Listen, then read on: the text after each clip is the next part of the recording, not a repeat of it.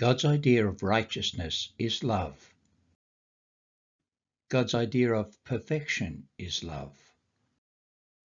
God's idea of perfection is often quite different from our idea of perfection.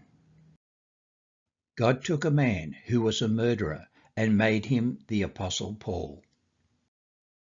Jesus took a woman who was one of the biggest harlots in town and made her one of his favorite disciples.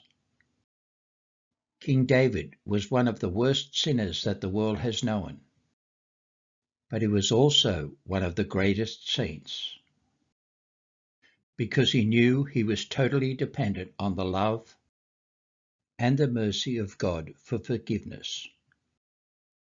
God's idea of saintliness is not sinless perfection.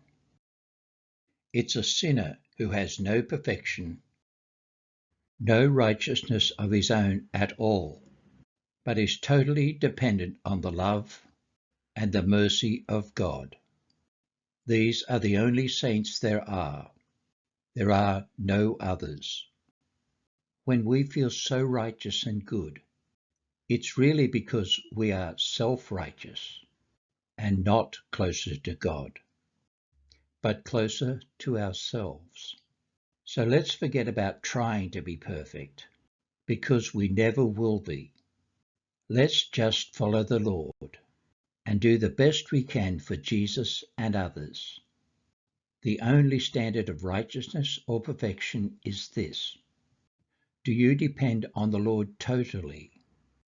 Do you trust Him and His love and His mercy? True righteousness is being full of the Lord and His love, for only He is all right. This inspirational reading has been presented by the Jesus Explains channel on YouTube and Rumble, and endtimesofficial.com. That's endtimesofficial.com. The End Times Teaching Ministry, where Bible prophecy is made easy to understand.